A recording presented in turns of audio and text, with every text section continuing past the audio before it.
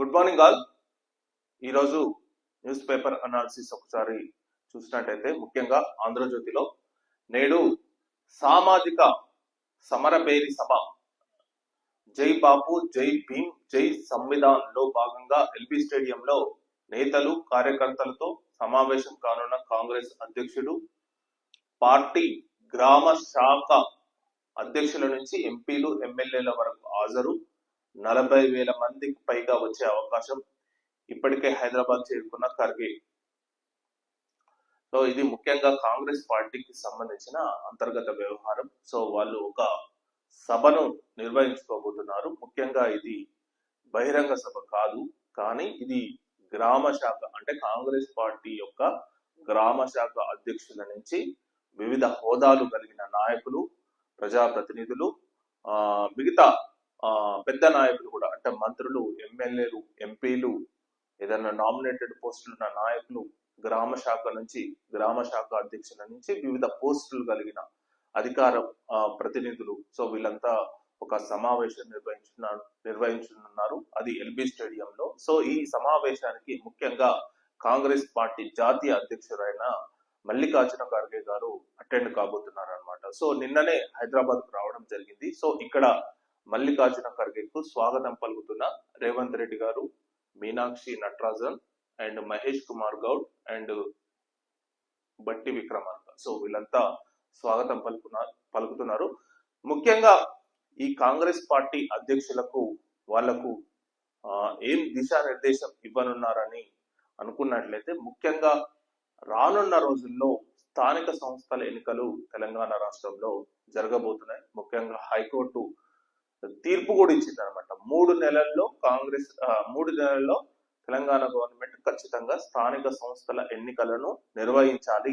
1 నెలలోపు reservations ను పూర్తిగా ఖరారు చేయాలి. సో స్థానిక సంస్థల ఎన్నికలలో అధికార పార్టీ కాంగ్రెస్ పార్టీ మంచి ఫలితాలను చూపాలంటే మరి వాళ్ళ యొక్క పార్టీ యొక్క కార్యకర్త నాయకులను పిలిచి మాట్లాడాలి. అసలు వాళ్ళకి ఏం ప్రాబ్లమ్స్ ఉన్నాయి, ఫీల్డ్ లో ఎలాంటి అనుభవం ఎదురవుతుంది, మరి రేవంత్ రెడ్డి గవర్నమెంట్ మరి ప్రజలు ఏమనుకుంటున్నారు. ఎందుకంటే పార్టీ వేరు, గవర్నమెంట్ వేరు ఉంటుంది ఎవరికైనా సరే.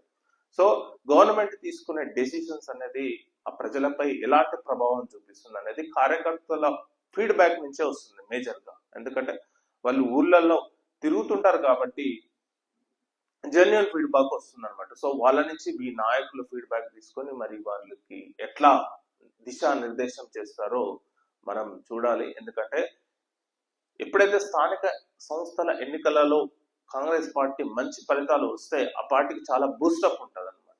చాలా బూస్టప్ ఉంటుంది. సో ఇంకా మరింత ఉత్సాహంతో నాయకులు పనిచేయగలుగుతారు. కానీ స్థానిక సంస్థల ఎన్నికలలో కాంగ్రెస్ పార్టీ మంచి ఫలితాలు రాకపోతే ఆ పార్టీకి ఇబ్బందికర సిచ్యువేషన్ వస్తుంది. కాబట్టి దీన్ని అంచనా వేసే వాళ్ళను ఒక సమయయుతంగా వాళ్ళను ఒక ముందుగా వాళ్ళని కదిలించాలని చెప్పి వాళ్ళని సిద్ధం చేయాలని చెప్పి దాదాపు గ్రామ శాఖ అధ్యక్షుల నుంచి దాదాపు చాలా మందిని పిలుస్తున్నారు. సో ఇది మేజర్ గా.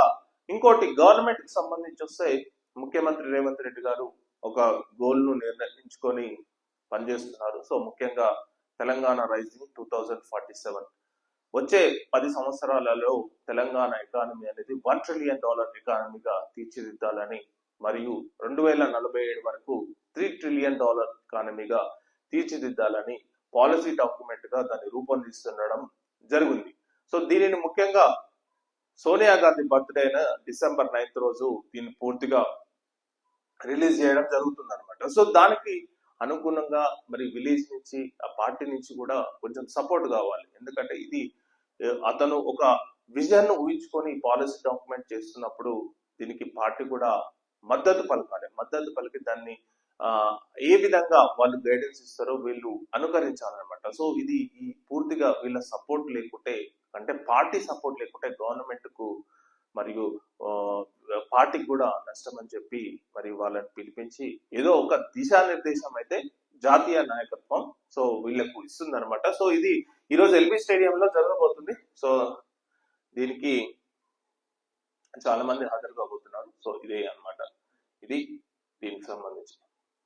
నెక్స్ట్, తనిఖీలకు వచ్చిన వారికి లంచం. ఎన్ఎంసి అధికారులకు భారీగా ముట్ట చెప్పిన తెలుగు రాష్ట్రాల్లోని పలు మెడికల్ కాలేజీలు తమకు అనుకూల నివేదిక కోసం చెల్లింపులు, మధ్యవర్తులతో ఎన్ఎంసి అధికారుల వసూళ్లు, దేశవ్యాప్తంగా పలు కళాశాలలపై సిబిఐ కేసు, ఇప్పటి వరకు 6 అరెస్ట్ అన్నమాట. సో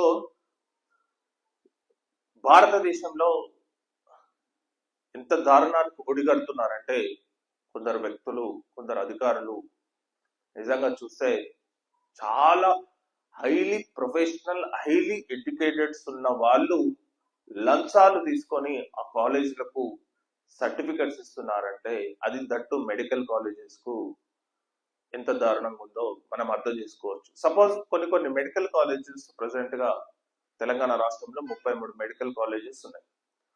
కొన్ని కాలేజెస్ లో అద్భుతంగా ఉన్నాయి, దాంట్లో సందేహమే లేదు, మంచి అడ్మినిస్ట్రేషన్ ఉంది, మంచిగా నడుస్తున్నాయి. కానీ కొన్ని కాలేజీలు డిగ్రీ కాలేజీల కంటే అధ్వానంగా ఉన్నాయి మెడికల్ కాలేజీలు. అది పేరుకు మెడికల్ కాలేజ్ కానీ ఏమీ ఉండవు. ఒక అనాటమీ ల్యాబ్ లేదు, ఒక దాంట్లో ఎక్విప్మెంట్స్ లేవు. అసలు మెడికల్ స్టూడెంట్స్ కు వాళ్ళకు ఎక్కడ అసలు ఎట్లా చెప్తున్నారు, వాళ్ళకి ప్రాక్టికల్స్ ఎట్లా చెప్తున్నారు అనేది అర్థం కావట్లేదు. సో అందులో చదువుకున్న స్టూడెంట్ బయటకు వచ్చి ఏం నేర్చుకోగలుగుతాడు అంటే మెడికల్ కాలేజీలో ఈక్విప్మెంట్స్ కానీ దానికి సంబంధించిన ల్యాబ్స్ కానీ ఏమి సరైన ఇన్ఫ్రాస్ట్రక్చర్ లేకుండా ఈ ఎన్ఎంసి వాళ్ళు అంటే నేషనల్ మెడికల్ కౌన్సిల్ అనేది చెక్ చేస్తారు ఆ మెడికల్ కాలేజ్ ని ఎవ్రీ ఇయర్ కానీ, ఎవ్రీ 6 months కోసారి కానీ, 2 years కోసారి ఎవ్రీ చెకప్ చేస్తుంటారు. ఒకవేళ దానిలో తగిన సౌకర్యాలు లేకపోతే ఆ మెడికల్ కాలేజ్ చేసే అధికారం కూడా ఉంటుంది. కానీ కొందరు దుర్మార్గులు ఏం చేస్తారంటే వాళ్ళకు లంచాలు ఇవ్వడం, అంటే ఎవరైతే చెకింగ్ చేస్తున్నారో ఆ అధికారులకు ఈ మెడికల్ కాలేజ్ వాళ్ళు లంచాలు ఇస్తారు అనమాట. సో లంచాలు ఇవ్వక వాళ్ళకు విపరీతమైన డబ్బు. ఎందుకంటే ప్రైవేట్ మెడికల్ కాలేజ్, ఇదంతా ప్రైవేట్ మెడికల్ కాలేజ్ నేను మాట్లాడేది. గవర్నమెంట్ మెడికల్ కాలేజ్ అంటే అన్ని బాగానే ఉన్నాయి. సో ప్రెసెంట్ గా government medical college government hand over లో నడుస్తుంది కాబట్టి దానికి ఎంతో అంత సపోర్ట్ ఉంటుంది. కానీ మరి ప్రైవేట్ మెడికల్ కాలేజీలు, కొన్ని ప్రైవేట్ మెడికల్ కాలేజీలు దారుణంగా ఉన్నాయి, మరి గవర్నమెంట్ మెడికల్ కాలేజీలు కూడా కొన్ని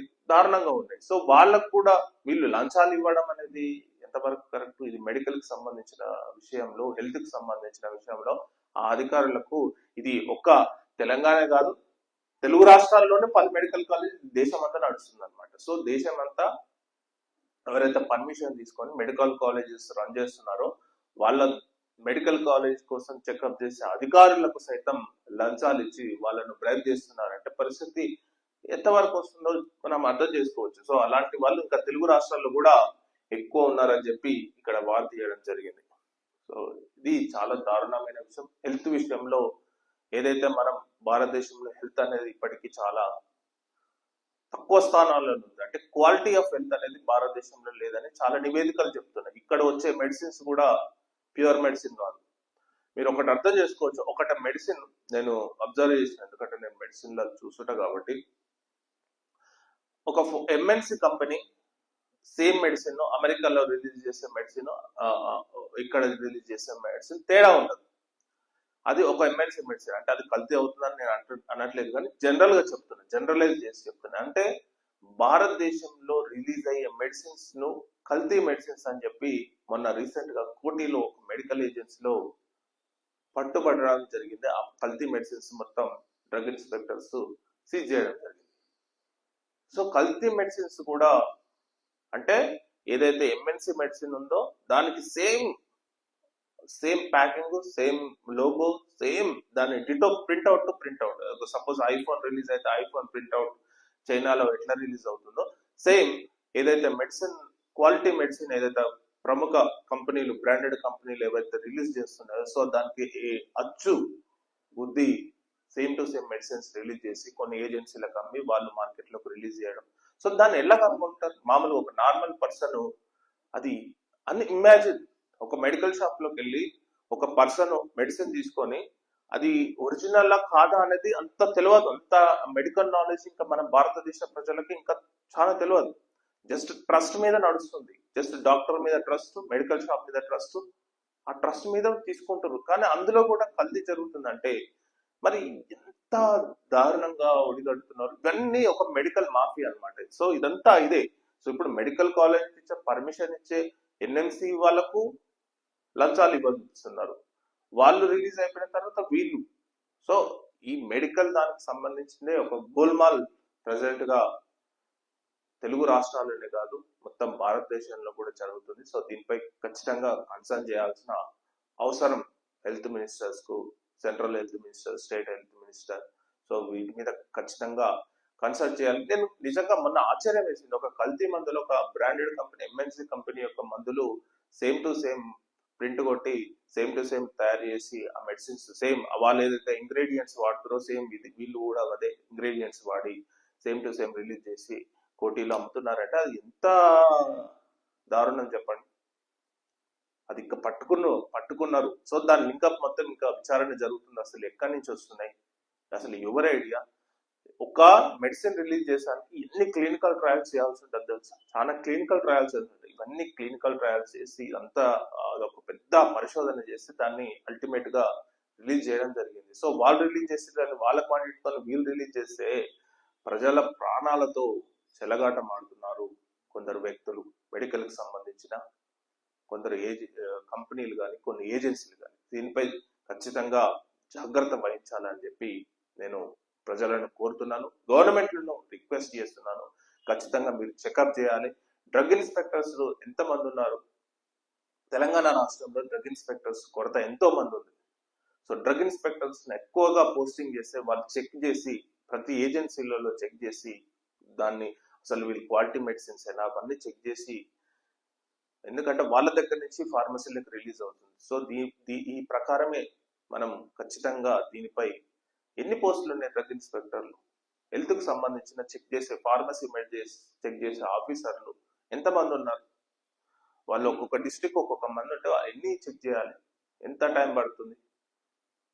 సో హెల్త్ విషయంలో కానీ మెడికల్ దాంట్లో విషయంలో కానీ ప్రభుత్వానికి ఇట్లాంటిది ఉండకూడదు. దీనిపై ఎక్కువగా పోస్టులను చేసి ఇదంతా ఒక కరెక్ట్ గా సిస్టమ్, ఒక మెడికల్ సిస్టమ్ కరెక్ట్ చేస్తేనే ప్రజలకు మంచి వైద్యం అవుతుంది, మంచి క్యూర్ అవుతారు, హెల్తీ తెలంగాణ అవుతుంది. లేకపోతే ఈ కల్తీ మందులు వాడడం వల్ల వాళ్ళు ఇంకా అనారోగ్యానికి పాలైపోయి దానికి విపరీతమైన డబ్బులు పెట్టి సో మళ్ళీ ఇల్లు గుల్లాలు చేసుకుంటున్న తరుణం రావద్దని చెప్తూ ఆశిస్తూ, సో ఇది ఈ మెడికల్ కి సంబంధించింది. నెక్స్ట్ వచ్చేసి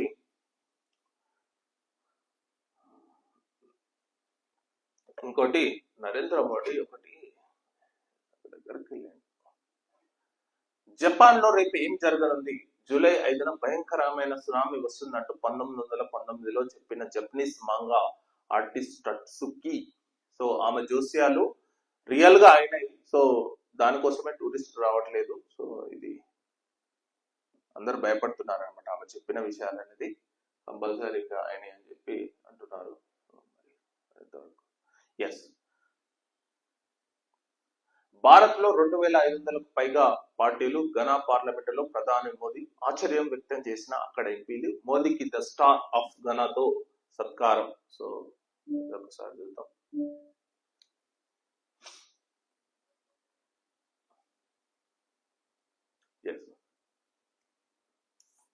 భారత్ లో 2500కు పైగా పార్టీలు. సో పార్టీలు మాత్రం కుదవలేదు భారత్ లో. చాలా ప్రతి ఒక్క ఇంటికి ఒక పార్టీ పెట్టుకోవచ్చు, కులానికి ఒక పార్టీ పెట్టుకోవచ్చు. సో ఏదైనా సాధ్యమే భారతదేశంలో. పార్టీల కాడ మాత్రం మంచి పర్మిషన్ వస్తుంది. సో పార్టీలకు 2500 పార్టీలు ఉన్నాయి ప్రెసెంట్ గా భారతదేశంలో. సో ఇది ఒక డెమోక్రటిక్ అన్నమాట. యాక్చువల్లీ మనం వేరే తీరు అనుకోవద్దు, కానీ ఇది ఒక డెమోక్రటిక్, ఒక ప్రజాస్వామ్య స్ఫూర్తిని ఇదొకటి సూచిస్తుంది. సో అక్కడ ఎంపీలు ఆశ్చర్యం వ్యక్తం చేస్తున్నారు అనమాట. ఘనా అంటే ఒక ఆఫ్రికాలో ఒక చిన్న కంట్రీ. సో మనకు తెలంగాణ అంతా కూడా ఉండదు ఆ కంట్రీ. సో అక్కడ ఆశ్చర్యం వ్యక్తం చేస్తున్నారు. అంటే 2500 పార్టీలు ఉన్నాయి అసలు భారతదేశంలో అని ఆశ్చర్యం వ్యక్తం చేస్తున్నారు. సో మోదీకి the star of Ghana, the star of Ghana అంటే ఘనాలో అత్యుత్తమ పౌర పురస్కారాన్ని మోదీకి అందజేయడం జరిగింది. సో రీసెంట్ గా నేను ఎప్పటి నుంచో చెప్తున్నాను, మోదీకి చాలా కంట్రీస్ వాళ్ళ దేశాల అత్యుత్తమ పౌర పురస్కారాన్ని ఇవ్వడం జరిగింది. సో అందులో రీసెంట్ గా సైప్రస్ కూడా ఇవ్వడం జరిగింది. రీసెంట్ గా టర్కీ పక్క దేశమైన సైప్రస్ కు వెళ్ళడం జరిగింది, వాళ్ళు కూడా ఇవ్వడం జరిగింది. ఘనా ఇవ్వడం జరిగింది, శ్రీలంక ఇవ్వడం జరిగింది, రష్యా ఇవ్వడం జరిగింది, ఫ్రాన్స్ ఇవ్వడం జరిగింది, ఈజిప్ట్ ఇవ్వడం జరిగింది. So more than 15 countries, 16 countries. ఇది ఒక భారతదేశం యొక్క గౌరవం, ఇది భారతదేశ ప్రజల యొక్క గౌరవం. సో దీన్ని మన దేశ ప్రజలుగా ఎంతో గర్వించాల్సిన అవసరం ఎంతైనా ఉంది. ఎందుకంటే ఒక దేశ ప్రధానికి వేరే దేశంలో ఒక అత్యున్నత పౌర పురస్కారం వచ్చినప్పుడు ఆ దేశ ప్రజలకు నరేంద్ర మోడీ గారు కూడా ఇది ఒక భారతదేశ ప్రజలకు ఇచ్చిన గౌరవంగా చెప్తారనమాట. So irrespective of the prime minister, ఎవరున్నా సరే ఒక దేశం వెళ్ళినప్పుడు వాళ్ళు ఇచ్చే అత్యుత్తమ గౌరవాన్ని మన దేశానికి ఇచ్చినప్పుడు దాన్ని స్వీకరించి మన ప్రజలు, భారతదేశ ప్రజలు ఎంతో గౌరవంగా ఉంటారు అనమాట. ఎందుకంటే ఏదైనా దేశానికి వెళ్ళినప్పుడు మా ప్రధానమంత్రికి మీ అత్యుత్తమ పౌర పురస్కారం ఇవ్వడం అంటే అది ఎంతో గౌరవ సూచకం. భారతదేశ ప్రజలు కూడా ఎంతో గౌరవం అనమాట. ఈ గౌరవాన్ని మరి నరేంద్ర మోడీ ఎన్నో దేశాల నుంచి అందుకుంటున్నారు. సో భారతదేశ ప్రజల తరపున, మనందరి తరపున గర్వించాల్సిన సమయం అనమాట ఇది. ఎందుకంటే ఒక దేశం యొక్క అత్యుత్తమ పౌర పురస్కారం రావడం అంటే అంత ఈజీ కాదు. ఆ దేశం ఎన్నో విధాలుగా ఆలోచించి ఆ దేశానికి ఇస్తుంది అనమాట. సో ఇట్లాంటి గౌరవ పురస్కారం నరేంద్ర మోడీకి మరీ రావాలి. దానివల్ల ఏంటంటే భారతదేశం ప్రపంచంలో ఒక ప్రబల స్థానంగా ఉంటుందన్నమాట, ఒక మంచి స్థానంగా ప్రపంచంలో పేరు దక్కుతుంది అనమాట.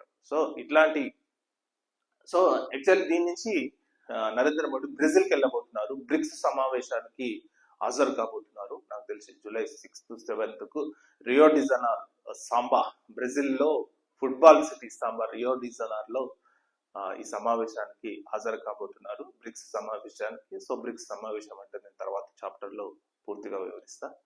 సో దానికి వెళ్ళబోతున్నారు. వెళ్తూ ఈ 5 దేశాల పర్యటనలో భాగంగా ఘనా ఇంకో దేశం వెళ్ళి ఇలా ఫైనల్ గా బ్రిక్స్ సమావేశం అయిన తర్వాత ఇండియాకు తిరిగి రాబోతున్నారు అనమాట. సో ఇది ప్రధానమంత్రి మోడీ షెడ్యూల్. సో ఇది అనమాట. సో ఎనీవే, సో ఈరోజు న్యూస్ అనాలిసిస్ కు థ్యాంక్ యూ వెరీ మచ్.